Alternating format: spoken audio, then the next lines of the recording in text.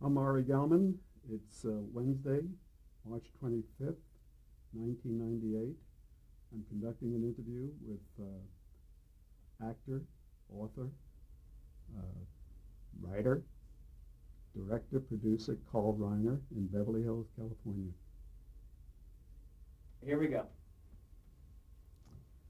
Let me start at the logical beginning and ask you, what is your full name? My full name is Carl Reiner. That's the name that appeared on your birth certificate? Yes, on my birth certificate. And you were born when and where? March 20th, 1922, 665 East 179th Street, Bronx, New York.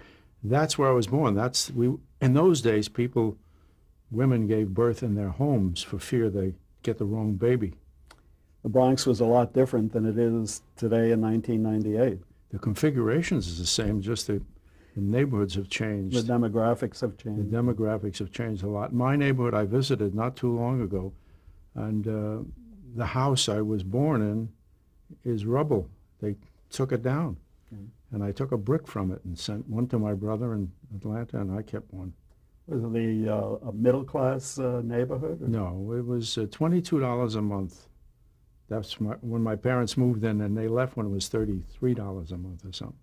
They were working people. What did your father do for? He was a watchmaker. My father was a watchmaker, and he worked in the house. So I saw him every day of my life from the time I was 6 years old till I left home. In a three-room apartment. Where would he get his clients? He was a master watchmaker, so he worked for other jewelry stores. And even for jewelry stores who had watchmakers, because he could actually make parts. When he was 14, he left home in Czernowitz, Romania, Hungary, Austria, and he came to Vienna as a 14-year-old master watchmaker. And he was an inventor. He invented every watch you see that runs on a battery. That's my father's invention. Clock. Did you inherit any of that? Only his work ethic, Which and was? a little bit of creativity too. Every once in a while, I'll say, "Gee, my father would have done something like that, or could have figured that one out." He told me one great thing: don't force anything. He says, if something is stuck and you look at it a long time, keep looking at it, and turn it over and look at it, and you'll figure it out. In other words, don't force, don't break. You'll break it. This way and it's true, it works. It really works. Remember that. Your mother was an immigrant as well? Yes, they both came from Europe in 1906, around then. I mean, one came in I think my mother came a little earlier. Had brothers or sisters? Did they? My father had 7 brothers or 8. There was 9 in my mother's family and 7 in my father's family, I think. So you had an extended family? Yeah, but most of them lived in Europe. My mother's family, I knew. All her brothers came, but my father's family, only 2 brothers came over. 3, my father and his 2 brothers, but he had another big part of the family back then. I think they were all wiped out during the war. Except one brother, a half-brother, who called him after the war and said, "I'm your brother," and he didn't know of his existence because his father had remarried, I think. So did they ever get together? No, but he sent them money to Paris, you know. Did you have brothers, sisters? One brother. I have a brother, Charles, who lives in Atlanta, Georgia. Older than you? Yeah, 3.5 years older. So did you look up to him as you were growing up? No. I mean, he no, because he got the raw end of the deal, because he was very bright. He was very much more like my father than I was as far as mechanically, because today he's 4 years older than I, and he's knowledgeable about the computer. He can really program computers. He knows them. So he's got a lot of my father in him. But my mother and father used to say, "Why can't you be like Carl?" Because I was more diligent in school, and he liked to fish in Indian Lake in the Bronx and Crotona Park and catch sunnies and goldfish. As you were growing up, radio was the mass medium of choice. You listened to radio a lot? Radio was a big thing in our house. My father built our first radio. In 1922, when I was born, I remember radio always being in the house because he made a crystal set very early, and then he built a radio. And I remember they used to bring up storage batteries. You ran off a big storage battery. You lug up a storage battery, and at the end of the month, you had to take it down and get it recharged. but the radios were always working. He got KDKA from Pittsburgh. I remember fishing around and hearing. So you brought in distant stations. Yes, well, KDKA was one of the first 50,000 watt stations. Yeah, that came through. And of course, I grew up listening to Amos and Andy and Lowell Thomas. It came right back to back. What about adventure shows? Jack Armstrong? I did all of my homework. And it's amazing because I still like to do 2 or 3 things at the same time. I like to do the crossword puzzle, watch television. In those days, my parents used to yell, "How can you do your homework and listen to Jack Armstrong, the All-American Boy?" Wheaties, I think, was his song. Yes. Yeah. Have you tried Wheaties, the best breakfast food in the land? Exactly. Have you tried Wheaties? It's whole wheat with all of the bran. It's crispy, it's crunchy, the whole wheat through. The kiddies never tire them, and neither will you. Have you tried Wheaties, the best breakfast food in the land? Yeah, I saw Dick Tracy. There were a whole slew of them that were on one after another. Dick Tracy. What about comedy shows? Were you interested in Oh, those? was I ever. I waited for those. As I got older, I guess when I was 10, 11, 12, 13, my father and mother loved the comedy shows. And Eddie Cantor was the first one, I think, that came to radio. During the Depression, he had one song that I'm forget to this day. I guess in those days, they always looked for the songs that would cheer you up. I mean, the Gold Diggers in 1933, the movies had cheer-up songs, you know. And his cheer-up song was, "Women will get weary wearing that same shabby dress. Try a little tenderness." He used to sing it maybe once every 3, 4 weeks, telling the men to be nice to their women. Right. And Eddie Cantor, Jack Benny, Fred Allen, Fibber McGee and Molly.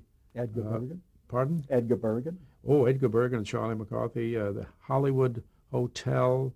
The big one for drama was, the Marion Clare, the Chicago Tribune had a musical show every Saturday, I think it was, Operetta of the Air. And Chicago Opera of the Air, mainly operettas they did. And Marion Clare, and that was interesting because one person sang and one person did the dialogue with 2 different people. And you can hear the difference in the voice.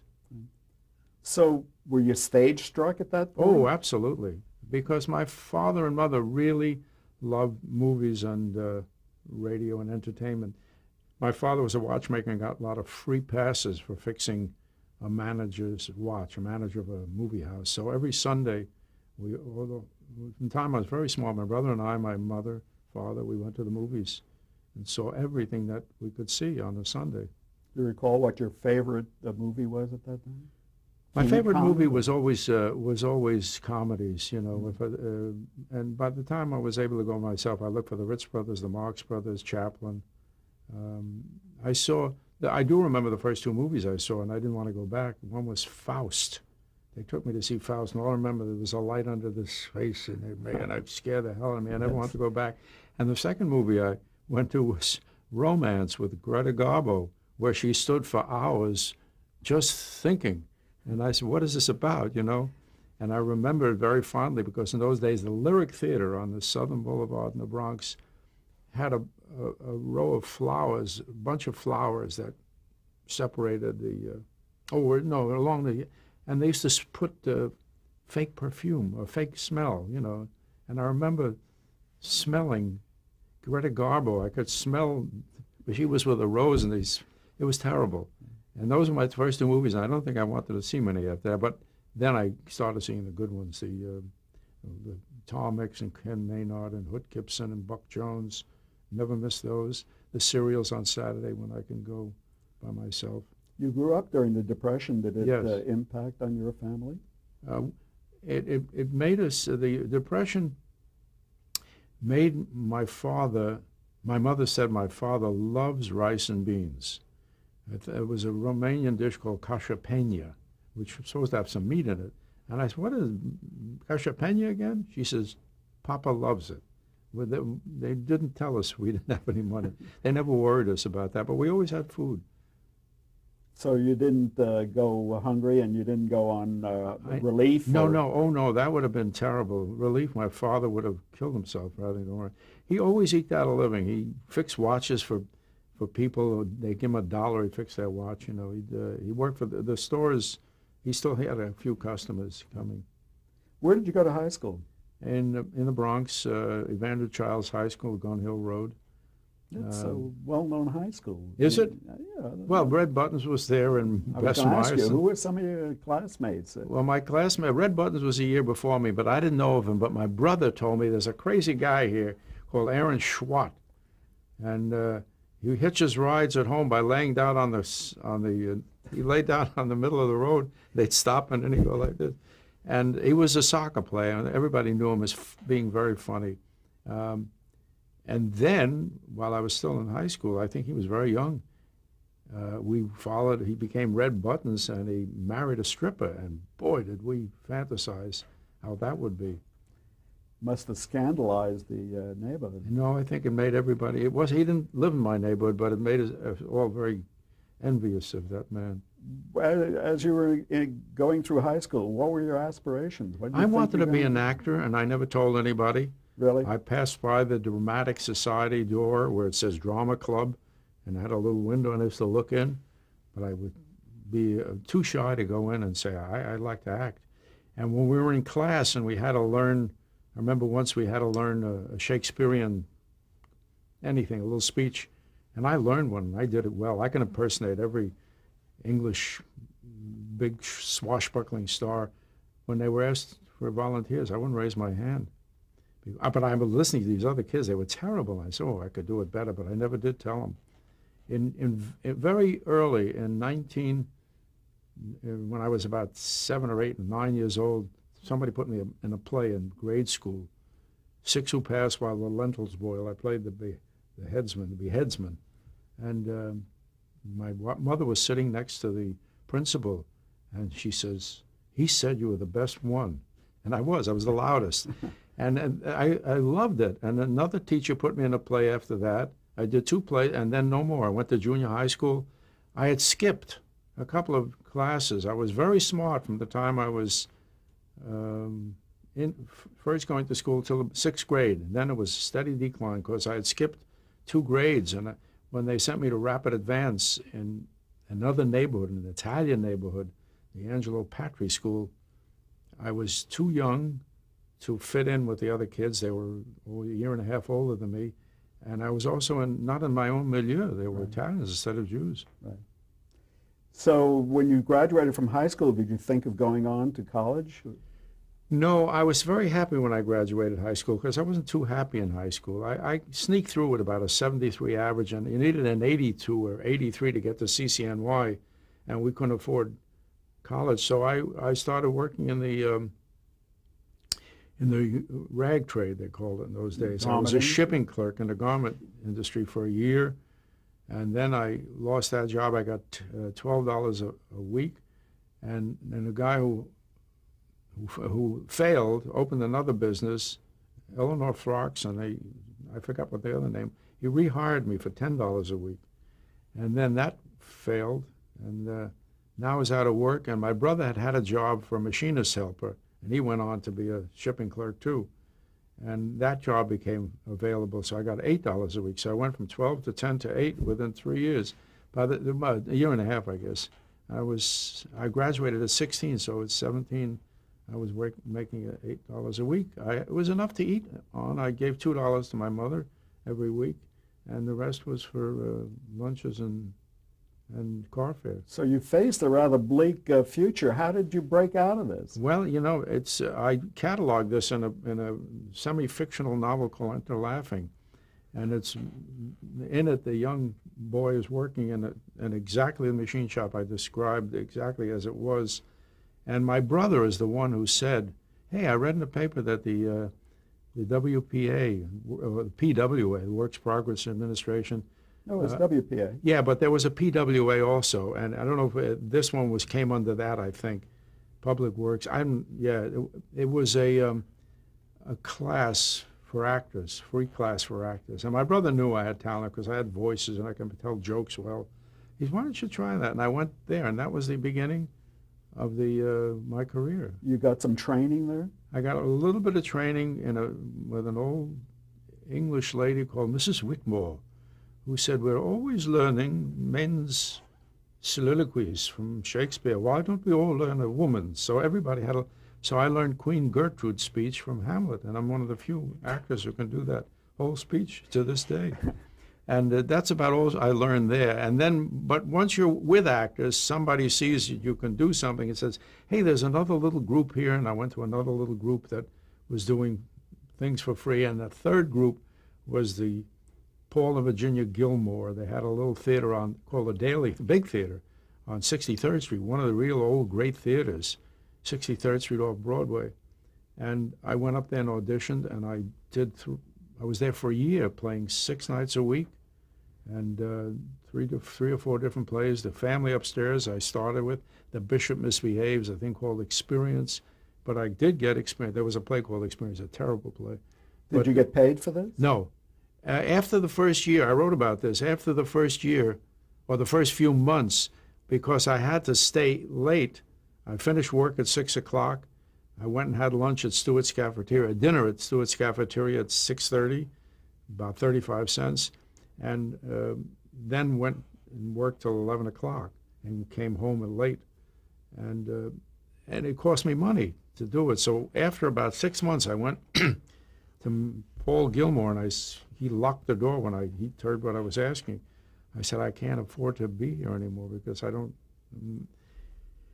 So he gave me $1 a week. He put it in an envelope, and I came in every Friday, and he gave me $1 a week, but I was sworn to secrecy that nobody would know that. That was for my car fare. So you were the highest paid actor? The only paid actor in that company. I was there for a year. Where did you go from there? Well, from that, everything was like connecting the dots. And I remember this so well, one performance, I was ready to go home, and I went up the alley, and I heard the door lock in the back, and I said, ooh, I have to go to the bathroom. So I ran around the front. That front wasn't locked yet, and there was still some people there. So I went into the men's room, and the urinal next to me was a young man who said, you were so good in the play. He says, are you interested in summer theater? And I said, oh, yes. I didn't even know I knew what summer theater was, but never aspired that. I aspired to it, but I didn't think anybody had ever offered me a job. It seemed that he was going up there, and the leading boy, the juvenile, conked out. So he said, can you leave on Monday or Tuesday, whatever it was? I asked my mother and father, and they were against it. They said, why can't you? They loved the fact I was acting downtown. They came and saw me a couple of times. Why can't you act in the Bronx? Why do you have to go to Rochester? That's where the Summer Theater was? Yeah, Avon, New York, outside of Rochester, about 20 miles out, between two silos that a barn had burnt down, and they made an outdoor theater on the stage between two silos. And that was my first professional, because people were paying to come. They were paying for the Gilmores, too, but they didn't really pay. It was a free ticket, but you paid 22 cents tax to sit upstairs, 44 cents tax to sit down. The old man was taking the money. It's called a tax, so he wouldn't have to pay income tax or something. When you went to Rochester, was that your first excursion outside of the The first time I was 18, I was the first time outside of New York, and my mother bought me a Gladstone bag, which was her way of saying I could go, because she was very much against leaving town because I was too young. And I guess my father didn't feel that way, because he left when he was 14. Yeah. You must have been terribly unworldly at that point. I really was unworldly. I was a virgin, and looking for my love. That was a very exciting year, though, because I did a lot of plays, and I did a couple that got very good reviews. You were paid for this? I was paid again. No, not paid. This was room and board. So paid in the sense that we didn't have to buy anything. The food was good. Mrs. Gale, a little skinny African-American woman, used to cook up big meals. Very tiny woman, but she cooked up tremendous meals. I never forgot it.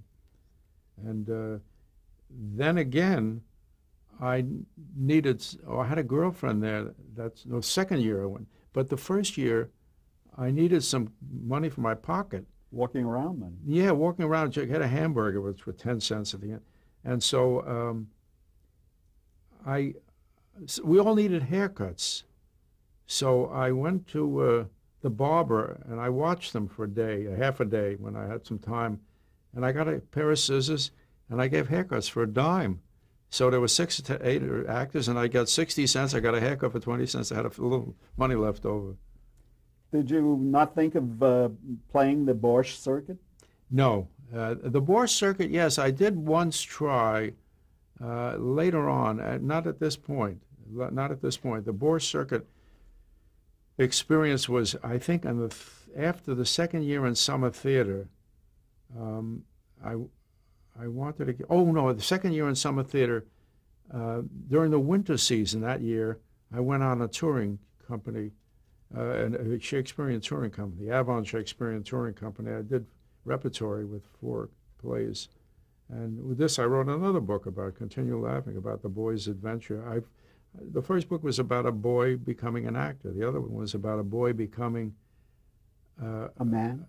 A man, and also a comedian, because it went right through the war, where I became a comedian. Where did you tour? Did you tour New York We toured the State? South. Oh. The South. We Opelika,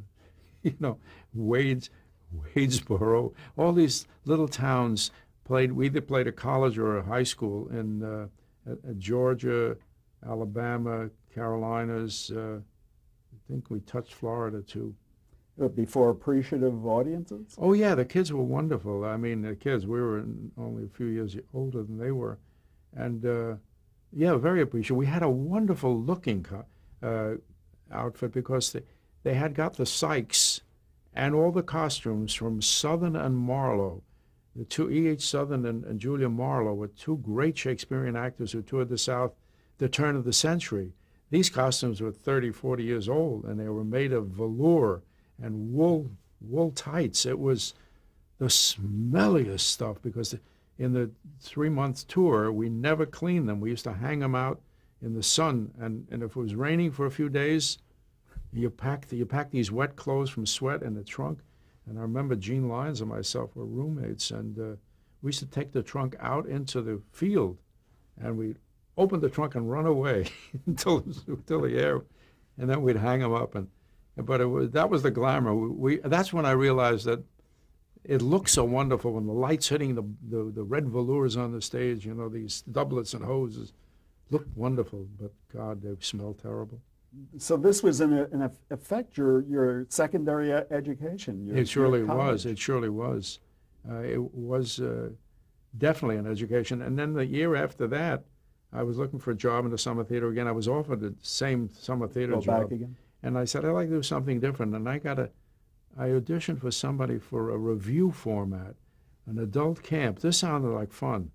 And I got that. That was my first paying job, $10 a week for 10 weeks. Where was that? That was, I got paid for this Shakespearean tour. I came home with $88 or something like that. A small Because we fortune. paid our own room and board, $1 for a room. Two people slept in a double bed. It was 75 cents a piece. And food was very cheap. I get a whole breakfast for 15 cents. Yeah, I got paid there, and then in the summer resort, Alabama Acres, it was a progressive camp. Wonderful writers wrote some good sketches, and we had the songwriter was a guy named Lewis Allen. His name was actually Abel Mirapole, but he was a teacher at high school in the Bronx at DeWitt Clinton, and he wrote "The House I Live in, a Plot of Earth." I sang it before Sinatra. He wrote "Strange Fruit" for Billie Holiday, and a lot of stuff. And that was an education too. That was not in the Catskills? It was in a place, Fleischman. But it wasn't Catskill kind of humor. It was sketches and songs and more intellectual. Yes, and this is the most amazing thing. You probably don't know who this man is, but the band that played the show and also played the concerts during the week, jazz concerts, was Sidney Bechet and his band. Of course not. One of the forerunners of jazz. And there was Jelly Roll Morton, Satchmo, and Sidney Bechet, and he was being paid $100 a week or something for. Could you appreciate him at that time? Did we ever? Everybody knew who he was, and because blacks certainly didn't get jobs in the Borscht circuit, there was no black bands, this was a progressive camp, and the whole idea was equality, and so that was another learning experience.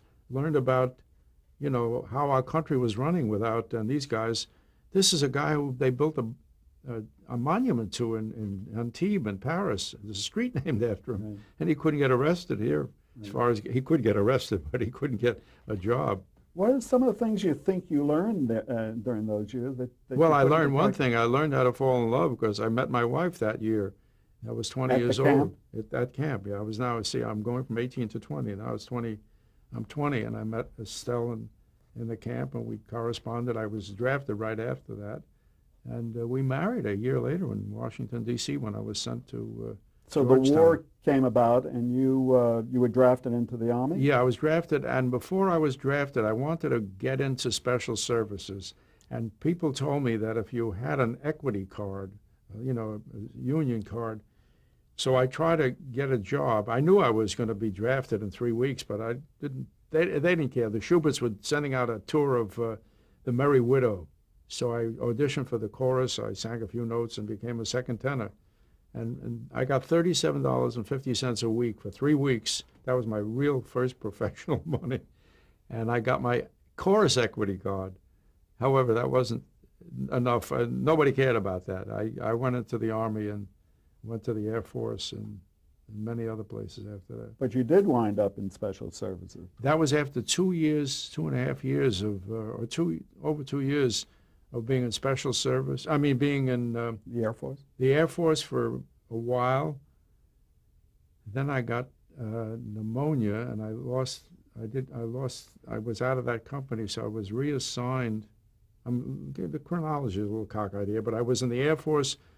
I went to Army Specialized Training Program, and I went to Camp Crowder, Missouri, twice. As a matter of fact, I was at Camp Crowder once to be reassigned, and that's when I got reassigned to go into Georgetown and learn to speak French, to become French interpreters. I luckily had a little French in school, so when we took that little test, I wasn't a good test taker, but I was smart enough to get into the Army Specialized Training Program.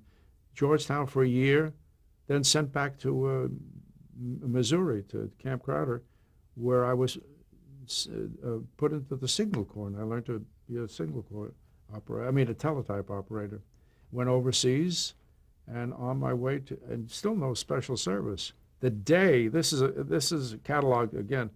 I use the word catalog. I don't mean catalog. Chronicled. Chronicled. See, why didn't you earlier stop me? Maury, you're smart. You should tell me these things. Chronicled in Continue Laughing, where this is absolutely is exactly as it happened. Oh, I'm missing one part of it. My trek. Can I ask you to pause here? We have to change tapes. Okay.